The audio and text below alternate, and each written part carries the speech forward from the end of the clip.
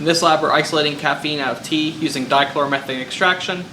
Now this procedure can be difficult to get right, as well as it doesn't always give a good amount of product.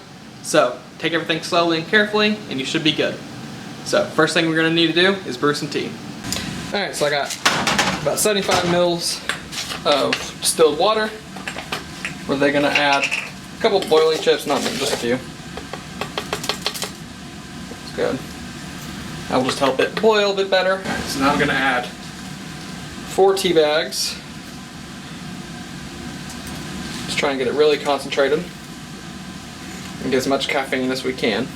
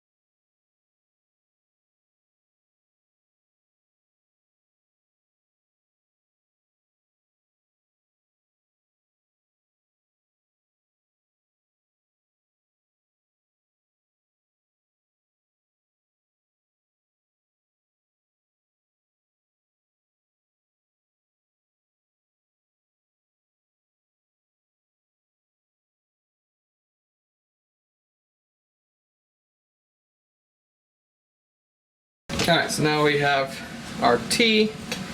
We're going to go ahead and squeeze out our tea bags on the ground. I just got some paper towels off the side.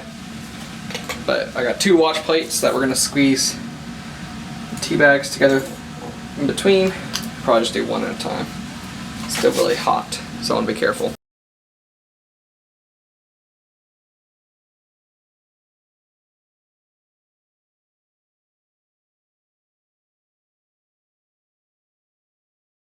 Alright, so now we're going to let this cool down to room temperature, and then we'll begin extracting it. Alright, now that our tea is cooled down, I'm adding 2 grams of sodium carbonate.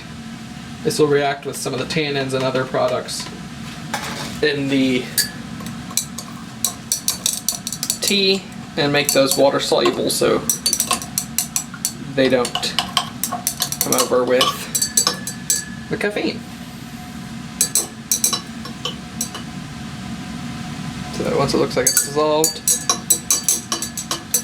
we're then going to add this to a separatory funnel. So mix it up.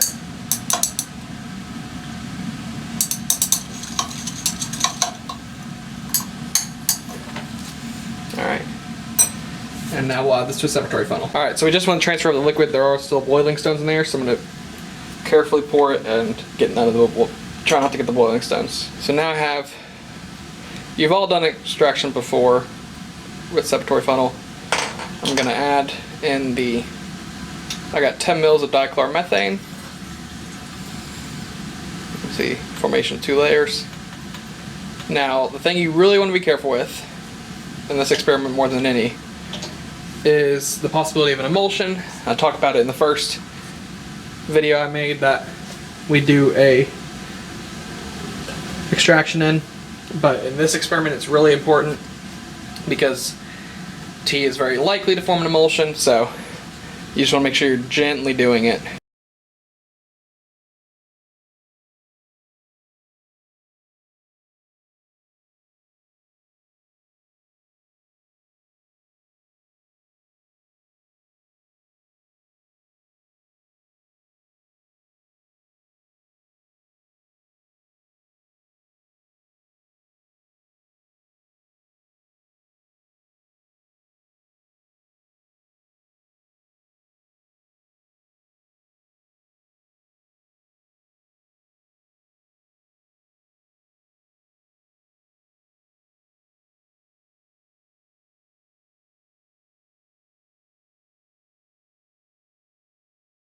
Alright, now that we have our dichloromethane extracts. We're going to dry with some anhydrous sodium sulfate and put it in a crystallization dish to get our crude caffeine.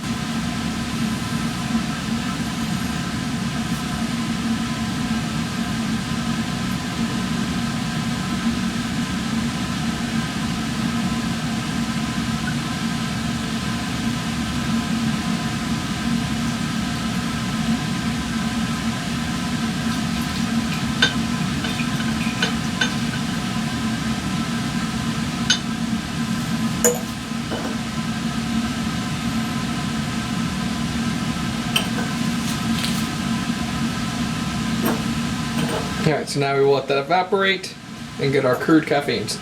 Alright, here is our crude caffeines. Kind of hard to see with my glove behind it. There you go, that white stuff, and there's some on the sides. I'm going to scrape up as much of this as I can, and then I'm going to heat up some absolute ethanol, and we're going to dissolve as much of this as we can in about 1 ml of hot absolute ethanol, transfer it to a test tube, and let it recrystallize.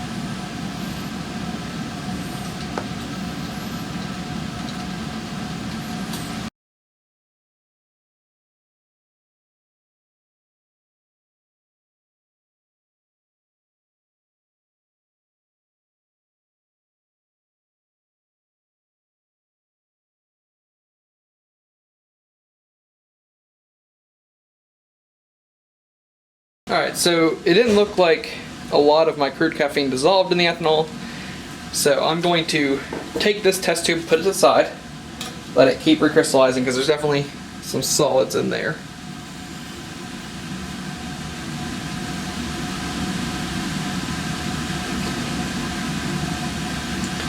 And I'm going to try this again.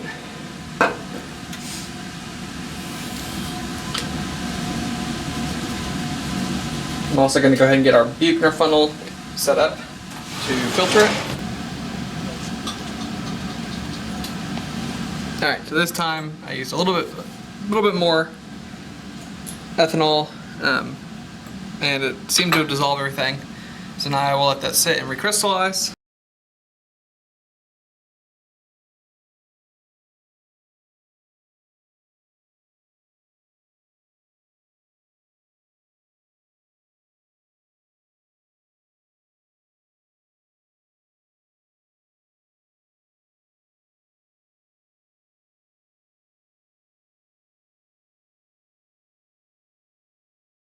Alright, so I'm now going to vacuum filter, or I'm now going to filter off and collect our caffeine.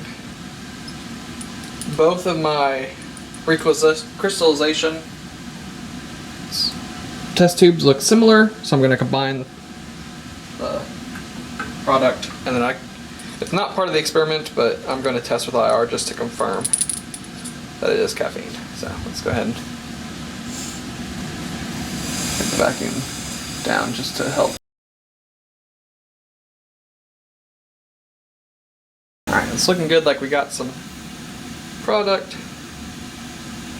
and looks like there may still be some in the hot ethanol, but if we get enough, we get enough.